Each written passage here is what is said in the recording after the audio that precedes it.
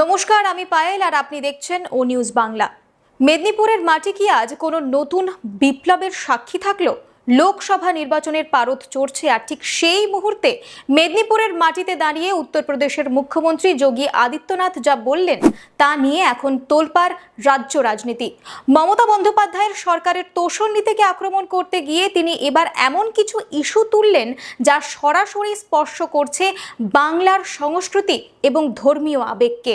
बंगाल है, प्रेरणा की धरा है, कला की धरा है, संस्कृति और अध्यात्म की धरा है।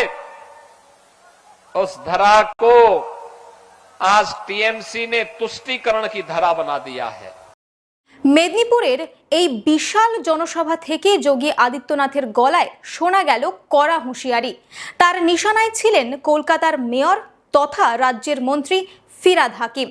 ফিরহাদ হাকিমের নাম নিয়ে তার কর্মকাণ্ড এবং রাজনৈতিক অবস্থানকে ইঙ্গিত করে যোগী আদিত্যনাথ সাফ বললেন, বাংলার মাটিতে কোনো রকম মৌলবাদী সংস্কৃতি চলতে দেওয়া হবে না। তিনি আরও দাবি করেন, বাংলায় কেবল বাংলাই বলা হবে, অর্থাৎ বাংলার নিজস্ব কৃষ্টি এবং পরিচয়কে ছাপিয়ে কোনো তোষণমূলক নীতিকে যে বরদাস্ত করা হবে না তা স্পষ্ট জানিয়ে দেন তিনি। তার মতে বাংলায় যে ঐতিহ্য বিশ্বকে পথ দেখিয়েছে তা আজ বিপন্ন। ঠিক কি বলছেন শোনাবো।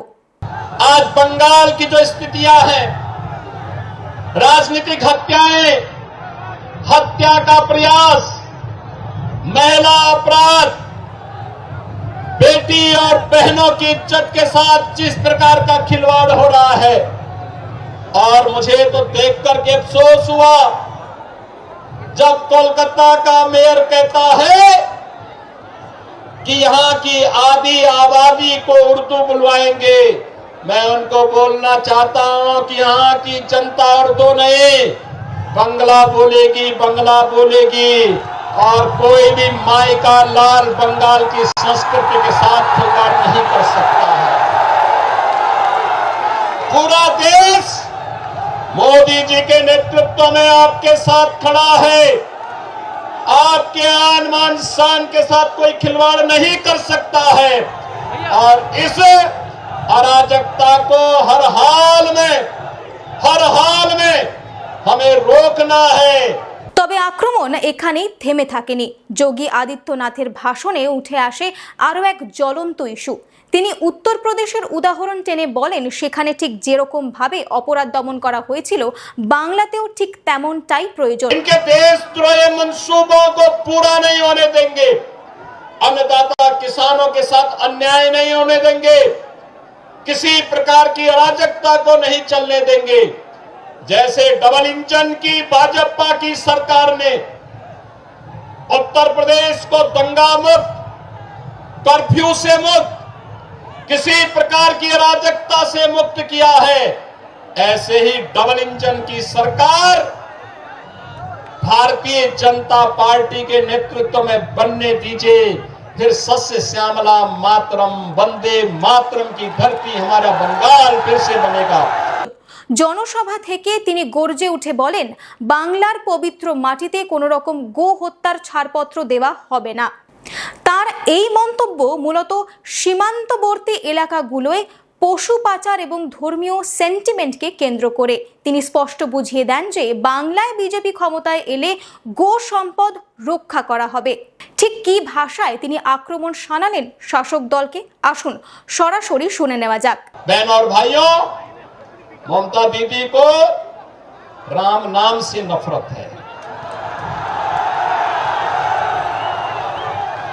रामनवमी की शोभा यात्रा नहीं निकलने देती है, नहीं निकलने देती है।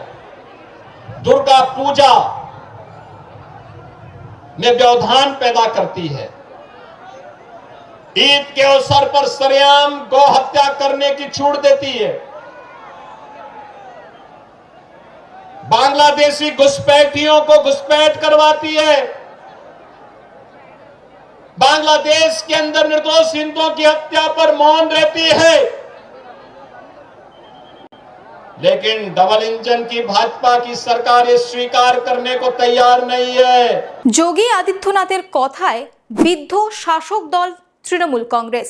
একদিকে ভাষা, অন্যদিকে গোরক্ষা, এই দুই তাস খেলে মেদিনীপুরের ভোটের সমীকরণ কি বদলে দিতে পারবেন যোগী?